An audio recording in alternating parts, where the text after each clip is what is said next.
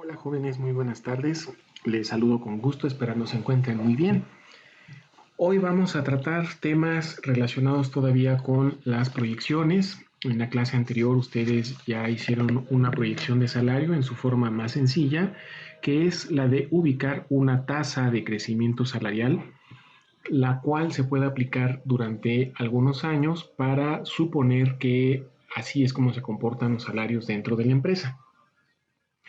Fíjense que al tener un ambiente más controlado, esto quiere decir los empleados de una empresa o a lo mejor de una industria, como pudiera ser la industria azucarera, o los pilotos que todos están dentro de un mismo sindicato sin importar la línea aérea para la cual trabajan en este país, debe ser más fácil el poder encontrar esa tasa de crecimiento supuesta, dado que nosotros cuando la empresa nos busca o el sindicato nos busca para ser los consultores, nos deben dar acceso a toda la información y dentro de esa información pues debe estar la carrera salarial de cada una de sus personas trabajadoras.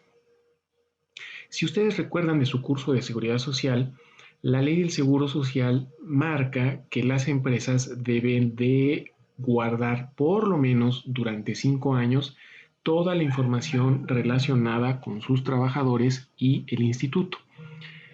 Eso justamente nos favorece porque entonces por lo menos debiera tener la empresa para la cual vamos a ofrecer los servicios de consultoría información de 5 años por lo menos en los cuales podemos nosotros analizar los datos para obtener las mejores hipótesis posibles que conjugaremos con las recomendaciones que nos haga, por ejemplo, la Asociación Mexicana de Actuarios Consultores. Bueno, para hablar de los métodos de costeo actuarial, necesitamos en primera instancia recordar también un principio de equivalencia, que es el principio de equivalencia actuarial, que seguramente ustedes ya revisaron o estudiaron en sus matemáticas actuariales, pero sobre todo más recientemente en su curso de seguridad social. Vamos a mencionarlo simplemente como el principio de equivalencia actuarial, no confundir con la población económicamente activa, y este principio de equivalencia actuarial que ya hemos visto a lo largo de la carrera, recuerden ustedes que se refiere a que en cualquier momento del tiempo yo debo tener una igualdad, la cual nos dice que en ese momento de tiempo el valor presente de los ingresos debe ser igual al valor presente de los egresos. Si estamos hablando de una entidad aseguradora privada, evidentemente el valor de los ingresos tiene que ser el pago de las primas que se espera recibir, los intereses de la reserva que se deben de tener y el valor presente de los egresos se refiere a las reclamaciones que nos van a hacer y que ustedes saben pueden ser de los riesgos en curso, pero también de siniestros ocurridos y no reportados, los cuales se pueden pagar dadas las reclamaciones posteriores en un cierto periodo de tiempo posterior a que concluye el contrato. Cuando ya hablamos de pensiones, que también recuerden ustedes, hay empresas privadas aseguradoras que manejan los seguros de pensiones, como por ejemplo Principal. Este principio aplica exactamente igual y lo que nos dice es que el valor presente de los ingresos será la cantidad monetaria que esta entidad aseguradora autorizada para operar el seguro de rentas vitalicias derivado de la seguridad social va a recibir como transferencia. Esta elección la hace el trabajador a partir de la cuenta individual de ahorro para el retiro que tiene en una Afore. Cuando el trabajador decide cuál aseguradora es la que le va a pagar su pensión, entonces los recursos se trasladan a esa aseguradora y en ese momento, que será el momento del retiro, esos recursos que se reciben de la cuenta individual tiene que ser igual a todo lo que se va a pagar de ahí en adelante y que será seguramente la pensión de la persona trabajadora que se está retirando, pero también pudiera ser la pensión a sobrevivientes. De ahí sale entonces el cálculo de la tasa de reemplazo cuando consideramos que el valor presente de los ingresos ya desglosado se convierte en un porcentaje, que es la tasa de reemplazo. Perdonen ustedes, creo que va de este lado. Un porcentaje del último salario y esta primera parte es justo la tasa de reemplazo. Bueno, nosotros en materia de pensiones privadas vamos a tener que considerar también estos cálculos porque recuerden ustedes que hay que encontrar la pensión. Nos vamos a enfocar, insisto, íntegramente a casos donde las personas trabajadoras están aseguradas por el Instituto Mexicano del Seguro Social, más la pensión que estamos creando nosotros, que le llamaremos la pensión privada, para ir acorde con nuestra materia, nos va a dar la pensión total de la persona trabajadora. Ya ustedes han estado proponiendo algunos sistemas de pensiones, algunos planes de pensiones para sus empresas ficticias, es decir, están proponiendo cuál va a ser este componente y obviamente pues necesitamos primero saber para reconocer cuál deberá ser el monto de esta pensión que nosotros vamos a ofrecer. Veamos entonces que nuestro principio de equivalencia actuarial tiene exactamente la misma aplicación y en nuestra empresa nosotros buscaremos que el valor presente de los ingresos sea igual al valor presente de los egresos, pero ahora referirán únicamente, en este caso, al complemento a la ley del Seguro Social, mientras que este referirá a las cuotas y aportaciones que se realicen al plan. Mayoritariamente ustedes han propuesto planes financiados íntegramente por el trabajador, por el empleador, pero puede haber una composición bipartita, es decir, puede aportar tanto el empleador como el trabajador. Ahora bien, este momento que hemos denominado el retiro, idealmente debiera ser el retiro tanto en términos de la ley del Seguro Social como el retiro de nuestro personal de la empresa. ¿Por qué razón? ¿Alguno de ustedes, por ejemplo, tiene asignado el plan de pensiones de Nacional Financiera? En Nacional Financiera se puede uno retirar de la empresa, pero se puede retirar, por ejemplo, a una edad menor a los 60 años, que es la edad mínima que se pide en la ley del Seguro Social. Entonces, si por ejemplo la persona tiene 55 años,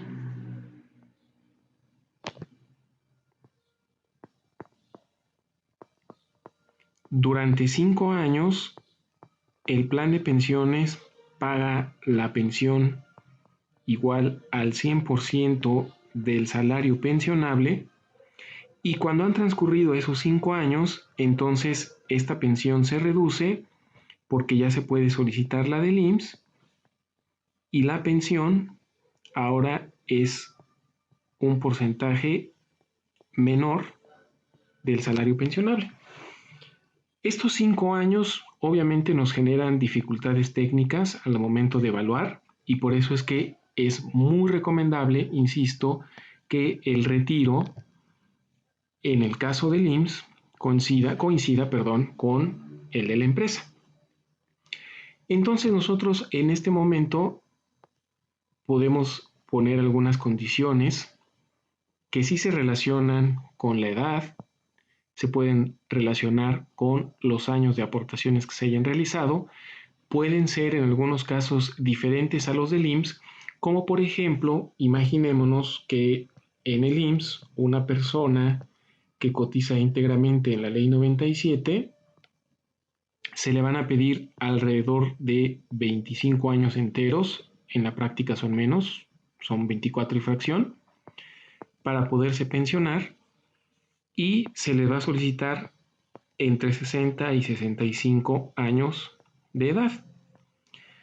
Nosotros en la empresa no necesariamente vamos a poner las mismas condiciones en cuanto a los años de aportación, pero sí es conveniente que sigamos la regla de la edad para evitarnos casos como el que he descrito en Nacional Financiera. Aquí nosotros en la empresa pudiéramos decir a lo mejor 10 años, y eso sería muy bueno porque estos 10 años están incluidos en los 25 que se deben cotizar en la Ley del Seguro Social de 1997, pero también sería un periodo de tiempo que abarcaría el tiempo mínimo de cotización que se pide en la Ley 73. Ahora yo puse 10, pude haber puesto 15, pude haber puesto 12.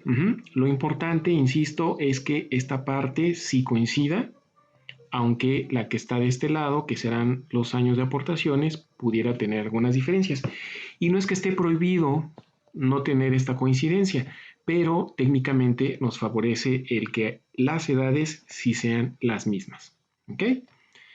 Bueno, cuando tenemos nosotros esto ya establecido, vamos a suponer que tenemos planes de beneficio definido más contribución definida. Esto es lo que erróneamente la CONSAR llama un plan híbrido, y correctamente tendríamos que llamarlo un esquema de aseguramiento. ¿Por qué un esquema de aseguramiento? Recuerden ustedes cómo funciona todo seguro. Tengo un grupo de riesgos semejantes, los cuales tomo, y a partir de las aportaciones que se deben definir y que se realicen a este esquema de aseguramiento, yo puedo garantizar, cuando se cumplan las condiciones, los beneficios que con anterioridad se han prometido. Esto lo estoy reiterando porque observamos que en sus tareas hubo un poco de confusión. Un poco puede deberse a los antecedentes que ustedes tienen en la materia de seguridad social, otro poco puede deberse a la deformación de la literatura, que no es actuarial, pero desafortunadamente muchos actuarios han adoptado, y se habla justo de los planes de beneficio definido y de los de contribución definida, y luego alguien que se sintió muy progresista dijo, oye, si juntamos los dos se llama híbrido, cuando en la práctica siempre debieran estar esos dos elementos establecidos, porque así pasa en todo esquema de aseguramiento. Y la CONSAR obviamente ha arrastrado ese error y ha dicho que un plan donde yo establezco qué beneficios voy a dar y sé cuánto se necesita aportar para poderlos ofrecer cuando se reclamen, pues se llama híbrido. Ahora bien, vamos a suponer entonces, insisto, que tenemos lo que la CONSAR llama un plan híbrido, un esquema de aseguramiento donde debo establecer el monto de los beneficios y de las contribuciones que los van a financiar. Entonces, lo que debemos hacer es lo que voy a esquematizar a continuación. Y vamos a dibujar una línea del tiempo. Esta línea del tiempo, por este lado, va a tener el ingreso de la persona a nuestra empresa. De este lado va a tener su fallecimiento, y por aquí va a estar el retiro. Si la persona trabaja con nosotros un determinado periodo de tiempo, entonces ese periodo de tiempo que estamos marcando aquí es un periodo al que llamamos de acumulación. Es el tiempo en el cual podemos nosotros juntar dinero para empezar a pagar la pensión que corresponda desde esta fecha y hasta que el beneficio se extinga. Sugerimos que los beneficios sean únicamente para la persona trabajadora, porque si se extienden a sus familiares sobrevivientes, entonces las obligaciones no terminan al fallecimiento de la persona, sino que se pueden extender. Y eso es más costoso, y más allá de que sea costoso, también técnicamente nos puede traer algunas dificultades. Aquí justamente este periodo es el que llamamos el de desacumulación.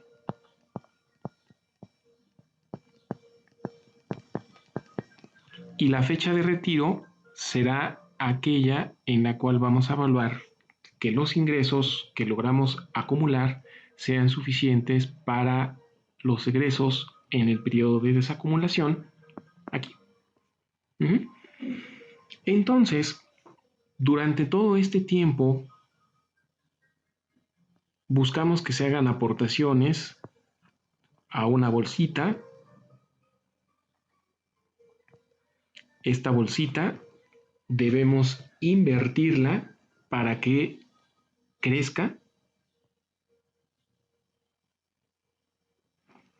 Y cuando la persona se retire, entonces los recursos salen y los empezamos a pagar para cubrir todo este periodo.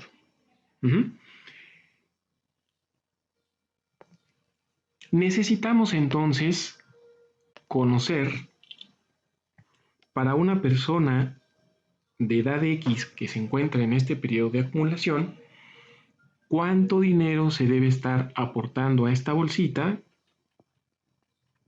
y cada cuánto también, cómo invertirlo para que crezca y que después nos alcance para hacer todos los pagos necesarios hasta que la persona se muera. Y noten ustedes que si bien establecido que se va a dejar de pagar cuando muera, yo desconozco en qué momento va a fallecer y por lo tanto entonces tengo una dificultad que hace que esto se vuelva un elemento contingente y por lo cual necesito entonces, repito, conocer tanto los beneficios que voy a ofrecer y las contribuciones que se deben hacer para poder financiar estos beneficios. Vamos entonces a esta parte de nuestro pizarrón.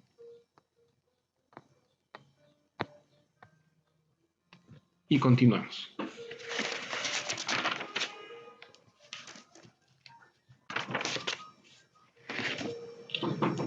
La parte de la fase de acumulación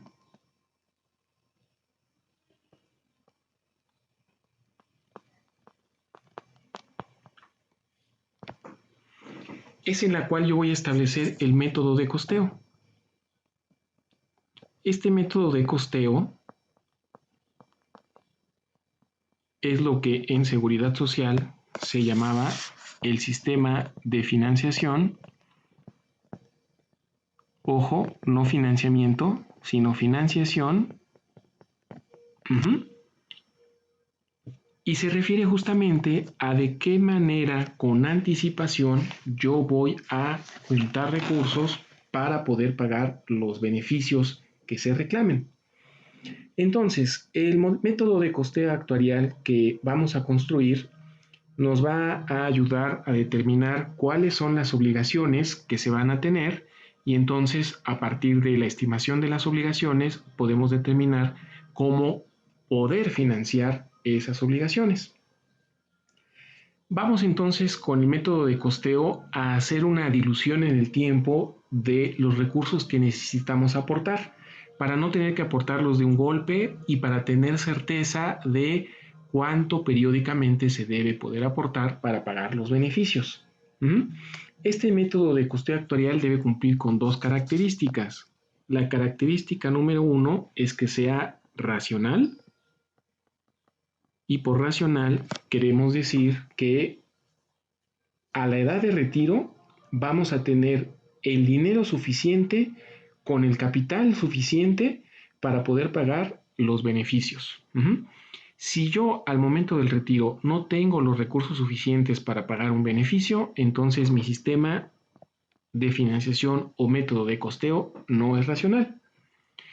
La segunda característica que vamos a solicitar es que sea consistente. ¿Y a qué nos referimos con que sea consistente? Bueno, cualquier forma que yo determine para poder financiar los beneficios, debo tratar de mantenerla durante todo el periodo del tiempo y debo poder cambiarla, pero de una manera justificada. ¿Qué quiere decir? Voy a tomar otra vez el ejemplo de seguridad social. Ustedes en seguridad social estudiaron las reformas y se dice que hay reformas paramétricas, las cuales, por ejemplo, piden más años de cotización o incrementan la edad para poderse retirar, y las reformas estructurales.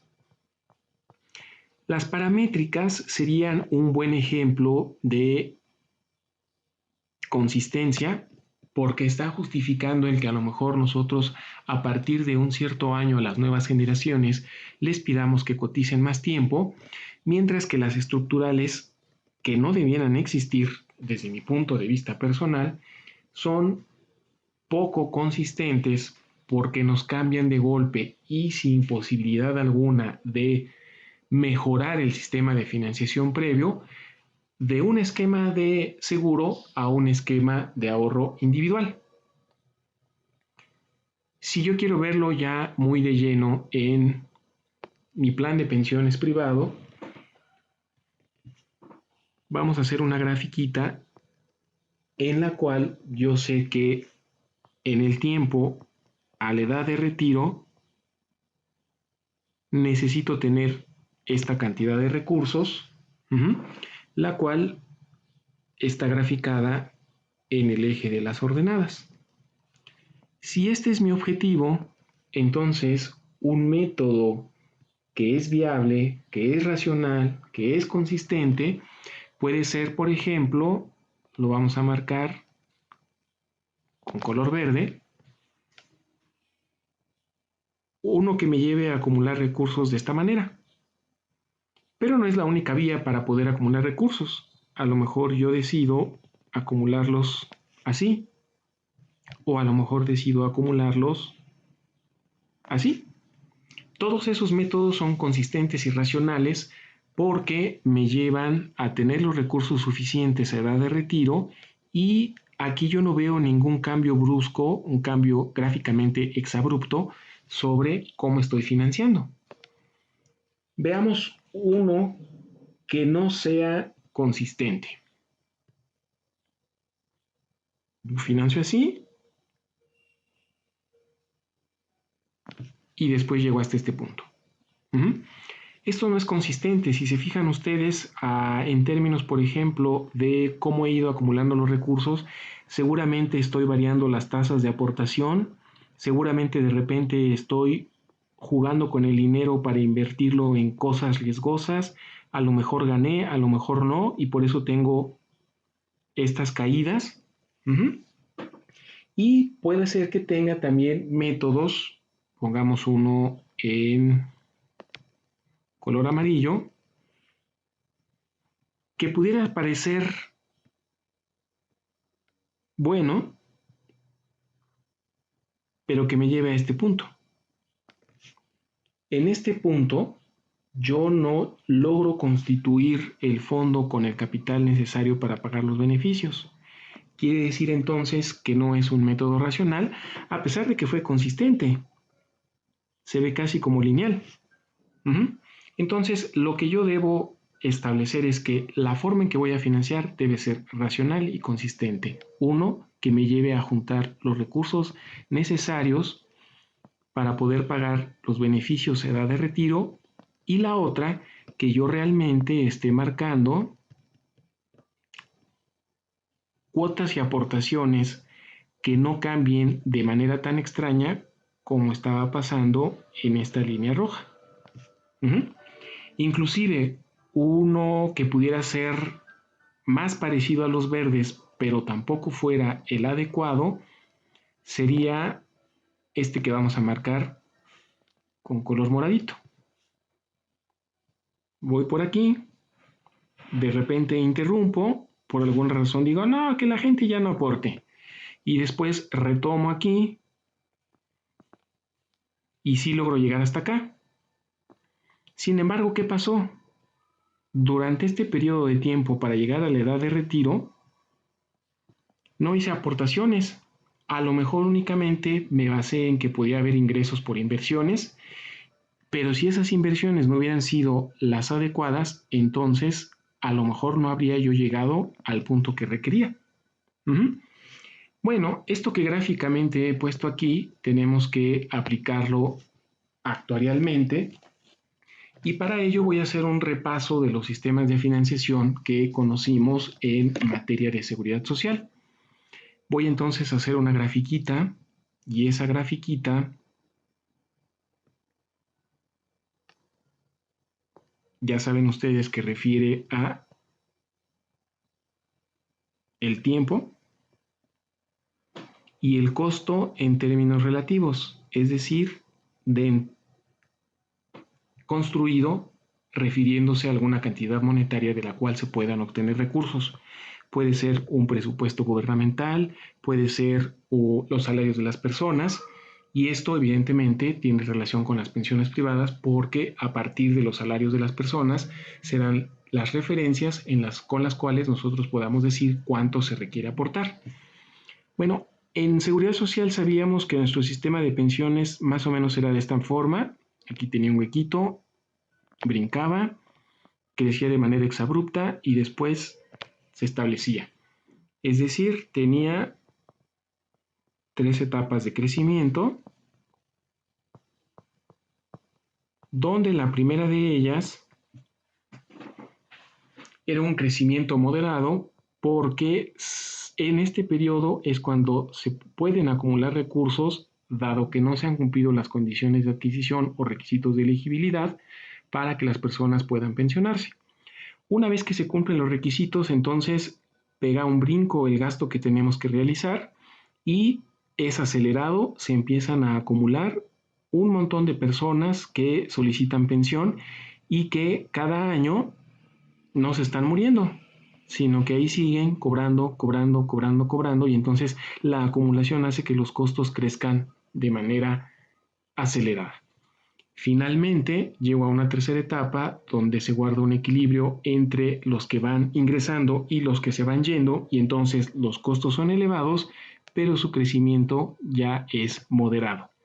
Recuerden ustedes que la función siempre es creciente porque tenemos asegurada a una población, y las poblaciones, ya nos los decía Malthus, salvo condiciones extraordinarias, siempre tienden a crecer.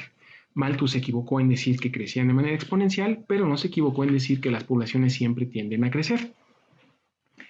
Esto en materia de seguridad social siempre pasa, pero si se fijan ustedes en materia de pensiones privadas, a lo mejor no es así. Cuando yo tengo una empresa que se ha enfocado en ser muy sólida, pero no en crecer, entonces no va a crecer de manera indefinida en la curva de costos. Puede llegar a un tope y en ese tope se va a mantener. A lo mejor algo así. Pero bueno, cuando yo construyo esta curva de costos, que puede ser inclusive también la de mi empresa privada y su plan de pensiones, yo tengo que analizar cómo voy a hacer para cubrir en el tiempo todos los costos que se puedan generar. Desde aquí que establezco el plan hasta que se agote. ¿Y cuándo se va a agotar? Pues la idea es que nunca. Entonces, por eso surge el tema de las valuaciones actuariales a perpetuidad, las cuales implican valuaciones a 100 años y, de acuerdo con los estándares internacionales de práctica actuarial, por lo menos a 75 años. Bueno, cuando yo ya tengo, insisto, la curva de costos aquí definida, a lo que me voy a enfrentar es cómo voy a cubrir todos esos costos de manera consistente y racional. Una manera sería, y lo voy a marcar con rojo, que cada año yo vea cuál es el monto de los gastos que se tienen que realizar y entonces de alguna manera obtenga este monto de recursos para cubrirlos. Pero en el siguiente año tengo que hacer lo mismo Y resulta que el costo es creciente. Cuando estoy en la etapa 2, los costos son crecientes, pero crecen más rápido. Y a lo mejor no tengo la capacidad de en cada año juntar los recursos necesarios para poder cubrir todas las erogaciones que tengo que realizar. Cuando llego a la tercera etapa, igual, cada año tengo que ver cuál es el monto de las obligaciones y tengo que juntar ese dinero. Esto, que está marcado con rojo, es lo que se conoce como reparto puro. Lo que en la literatura mal hecha se le conoce simplemente como reparto, pero no le puedo llamar simplemente reparto porque yo sé que otra forma de financiar es la que voy a marcar ahora con este color y que es el reparto de capitales. Nombre completo, todo el mundo lo recordará, reparto de capitales constitutivos o reparto de capitales de cobertura, en los cuales yo voy a ver en cada año del tiempo las erogaciones que tengo que hacer, por ejemplo, por cuestiones administrativas, pero cuando ya se empiecen a hacer reclamaciones de beneficios, en lugar de pagar solo las pensiones correspondientes a este año, lo que voy a hacer es conformar el capital constitutivo para el pago de esa pensión hasta que se extinga. Y entonces en cada año yo tengo que multiplicar esto, por ejemplo, por las personas de edad 65 del año N, y acá tengo que multiplicar otra vez por las personas de edad 65 por su factor actuarial, que sería el capital constitutivo, pero aquí sería en N más 1 y así sucesivamente. ¿Ok? Bueno, esto es un poco complicado y lo que nos dice es que dado que yo no voy a pagar solamente la pensión de ese año, sino el capital constitutivo para que la pensión sea ya financiable desde ese momento y hasta que se extinga, el costo no va a estar aquí, sino va a estar por acá, va a ser creciente y en algún momento se va a juntar con el reparto puro, pero mientras eso no pase, tengo un sistema que es más costoso. Este sistema obviamente es un sistema racional, es consistente, pero voy a tener que ver otras características. Es muy costoso. ¿Ok? Entonces buscamos otra vía y puede ser la de la acumulación de capital, la cual voy a marcar con verde porque estamos hablando de un sistema más viable en términos técnicos y que se refiere a la prima media general. Esta prima media general es resultado de dividir en valor presente, es decir, en el año 0, el valor presente de los egresos, es decir, los costos, entre el valor presente de las cantidades monetarias de las cuales puedo obtener recursos para financiar. Dicho de otra manera, los salarios, por ejemplo. Y entonces, este sistema me permite acumular capital durante todo este tiempo y cuando se agota este capital, cuando se cruzan la línea de la prima media general y la línea de costos, lo que yo encuentro es que esta reserva me va a servir para poder cubrir estos faltantes, dado que las cuotas y aportaciones, la prima media general, se mantiene en este nivel. Y por último, recordemos que hay uno un poquito menos viable, pero que consiste en hacer primas medias generales por periodos de tiempo y que se conoce como la prima escalonada, justo porque se ve como un escalón. Bueno, prácticamente estos sistemas de financiación que conocemos de seguridad social y que seguro todo mundo recuerda, vamos a reutilizarlos en nuestros planes privados de pensiones con las salvedades, por ejemplo, decíamos de que las empresas tienen poblaciones más estables y entonces eso de alguna manera nos favorece porque no crecen indefinidamente como sí pasaría en los sistemas de pensiones de la seguridad social. Hablemos entonces de los primeros métodos de costeo actuarial. Uno de ellos, y que vamos a procurar descartar siempre, es el que se conoce como pago al retiro. Viene del inglés pay as you go, abreviado muchas veces así, como PIG. Otros le ponen la A, cuestión de gustos. Hay quien le pone nada más así. Como sea, se refiere a pay as you go. ¿Y en qué consiste el pay as you go? Bueno, este sistema pay as you go es un sistema que no capitaliza, es decir, no está buscando con anticipación juntar recursos para pagar las pensiones que nos exijan nuestros empleados que han cumplido las condiciones del plan. Entonces, lo que necesitamos ver para poder estimar cuál sería el costo del pago al retiro es que en cada momento del tiempo,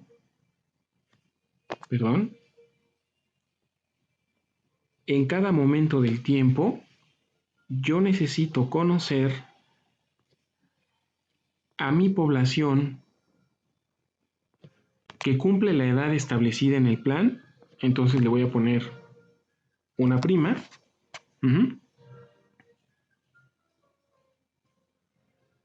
Y a cada una de estas personas le voy a pagar la pensión como un porcentaje de su salario, que voy a inclusive a llamarle base de cotización, porque sé que es un complemento a la pensión que reciba en el IMSS. Bueno, este calculito lo necesito yo hacer para cada año. Si yo hablo de cada año, tengo que empezar desde K igual con 0, donde a lo mejor no tengo ninguna persona que cumpla las condiciones de adquisición. A lo mejor ya hay gente que tiene la edad, pero no los años de aportaciones. Y hasta cuando menos 75 años. Y en cada uno de esos años yo debo tener el número de personas que van a cumplir las condiciones de adquisición y les voy a multiplicar por un porcentaje de su salario. Pregunta, ¿cuál es este porcentaje? Pues muy sencillo. Y por eso es que hicimos un repaso sobre el cálculo de la pensión de la Ley 73 y necesitamos también tener una manera de estimar cuáles son las pensiones que se van a llevar las personas que cotizan en la Ley 97. Este porcentaje lo vamos a obtener como el porcentaje IMSS. Perdón, se los estoy diciendo mal, ustedes discúlpenme. Como el 100% del salario base de cotización menos el porcentaje de pensión IMSS. Obviamente factorizo salario base de cotización y lo que obtengo es un 100, que será el ideal que toda persona quiere recibir cuando se pensiona, menos el porcentaje IMSS. Y entonces eso es lo que yo debo pagar dentro de mi plan de pensiones. Vamos entonces a verlo en un arreglo matricial para que ustedes lo puedan también ir reproduciendo en su archivo de Excel de la empresa ficticia. Aquí ya se me acabó el pizarrón, entonces me voy a subir otra vez. ¿Ok? Y lo que necesitamos entonces es acomodar a nuestras personas en un arreglo matricial donde en las filas lo que vamos a tener son años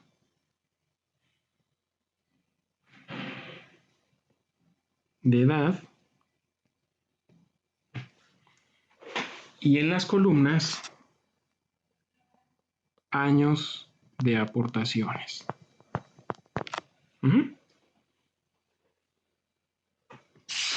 Bueno,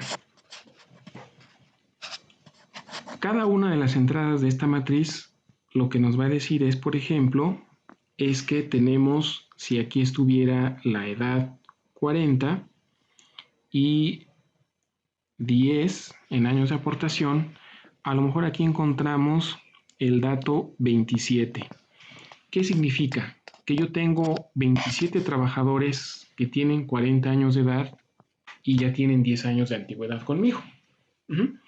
Esto, por cierto, me lleva a recordarles que en nuestro plan de pensiones, si nosotros vamos a reconocer servicios pasados, es muy importante que tengamos presente que al momento del establecimiento del plan ya hay personas que tienen años trabajando con nosotros y entonces van a tener una antigüedad que quizá debamos reconocer. Ténganlo presente, por favor. Bueno, estas 27 personas de edad 40 y 10 años de aportación, conforme va pasando el tiempo, se van moviendo. ¿Cómo se van moviendo? Bueno, pues cada año de proyección van teniendo un año más de edad y van teniendo, si permanecen en la empresa, un año más de antigüedad. De tal manera que después de cierto número de años, a lo mejor yo únicamente tengo 17 personas. En el trayecto se me fueron 10. ¿Cuándo exactamente? No lo sé ahorita. Lo único que quiero es que veamos que para pasar de aquí hacia acá, yo tomé a las personas de edad 27 y quiero llegar a las personas que a lo mejor después de 20 años van a tener 60. Perdón, no después de 20 años, sino que van a llegar a edad 60. Y que yo decía, bueno, voy a tener aquí 27 personas y si los estoy poniendo mal, les ofrezco una disculpa. Déjenme volverlo a escribir.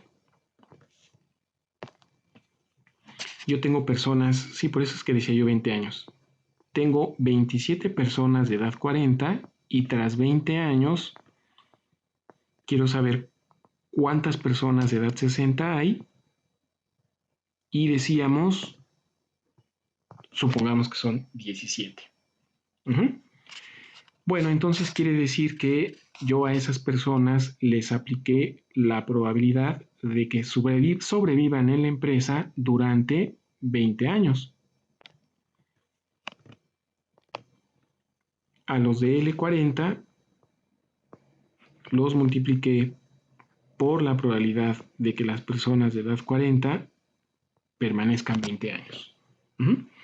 Esas son justamente las 17 que estoy suponiendo ahorita. Y fíjense qué curioso, ya tenían, cuando cumplían 27 años de edad, ya tenían 10 años de antigüedad.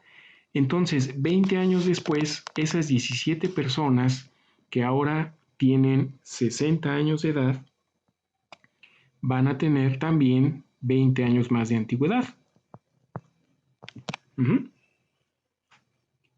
Esto es una mera referencia, porque a lo mejor yo con la antigüedad también establezco un monto de dinero que voy a ofrecer, pero el punto es que a estas personas que obtuve bajo esta formulita son a las cuales yo les voy a pagar la pensión.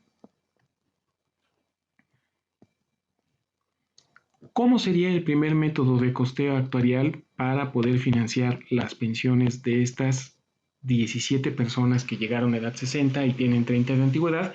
Lo cual me lleva a pensar que sí cumplen, y a lo mejor hasta de sobra, los años que yo estoy pidiendo dentro de la empresa. Bueno, necesito ver en qué año ocurrió esto. Si yo estaba hablando, por ejemplo, del año TK, ahora estoy hablando del año TK más 20. En TK yo tenía un número de personas con edad 40 y ahora en TK más 20 tengo personas de edad 60. Para poder llegar a esas personas de edad 60, entonces multipliqué por esta probabilidad,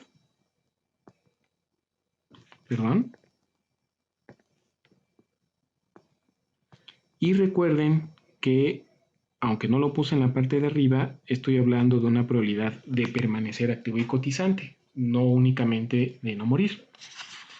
Ok,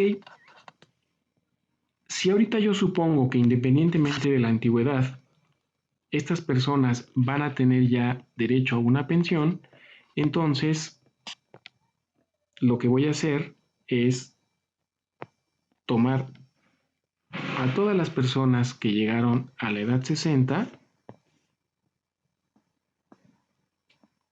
y eso lo voy a multiplicar por el porcentaje de su salario base de cotización, que ya dije, este porcentaje es resultado del 100% menos la pensión IMSS,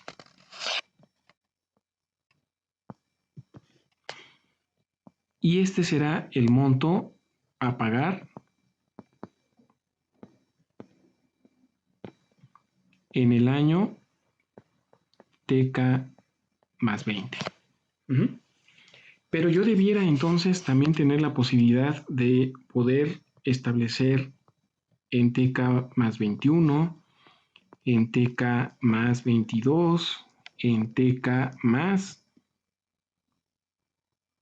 N años, y lo mismo que puedo hacer hacia adelante, lo puedo hacer hacia atrás, por si antes de llegar al año TK más 20, yo tengo personas que a lo mejor ya tienen 60 años de edad y 20 años en la empresa, y esas fueran las condiciones a las que yo estoy ofreciendo los beneficios. Entonces, digamos que para cada año TK más I, yo voy a establecer bajo el método de Pay as you go a las nuevas pensiones como las personas que tengan la edad de retiro y los años de aportaciones por el porcentaje de salario respectivo. A lo mejor yo tengo R personas y cada persona va a tener un salario diferente.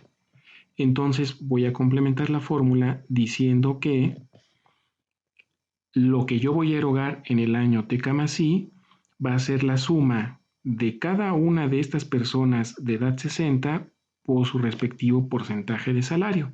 Es decir, R va a ir desde 1 y hasta M, donde M serán todas las personas que se retiran en ese año. ¿Ok? Pero aquí yo únicamente estoy estableciendo cuál es el monto de pensión que voy a tener que pagar en el año TK más I para estas personas que se están retirando en este momento. Independientemente de los trabajadores que se van a pensionar en el año TK más I más 1, yo tengo que ver qué pasa con las personas que se pensionaron un año antes y que a lo mejor siguen vivas y que entonces van a tener que seguir recibiendo su pensión. ¿Esto por qué lo digo entonces? Porque ahora yo tengo que ver que los pensionados sobrevivan. Pero ya no voy a utilizar una probabilidad de permanecer activo y cotizante. No. Ya mi probabilidad será simplemente de sobrevivencia de estas personas de 60 años que sobrevivan por lo menos un año. ¿Qué quiero decir entonces? Este valor que voy a obtener en TK más I va a tener varios componentes. Mejorémoslo entonces. Para cada año TK más I, yo voy a tener dos tipos de pensiones. Primero, las pensiones de los nuevos y 2, las pensiones de años anteriores. ¿Cómo son los nuevos? Pues es la fórmula que ya pusimos. Yo voy a sumar desde R igual con 1 hasta M, llamémosle a la persona el trabajador que se retira. Déjenme utilizar otra letra porque si no esta T se va a confundir con la del tiempo. Vamos a hablar de la persona trabajadora, R, que cumple la edad de retiro, por su porcentaje de salario. Y luego, los de años anteriores, pues son también una suma desde R igual con 1 hasta M de las personas trabajadoras ya retiradas que ahora tengan 61 años por el porcentaje de pensión que les he estado pagando desde los 60 años y que a lo mejor incluso voy a actualizar por el factor inflación para que la pensión no pierda valor adquisitivo. Y si quiero hacer esta formulita un poquito más compleja, entonces tengo que definir cómo voy a obtener a las personas PT61. Pues serán precisamente las personas que en el año anterior, es decir,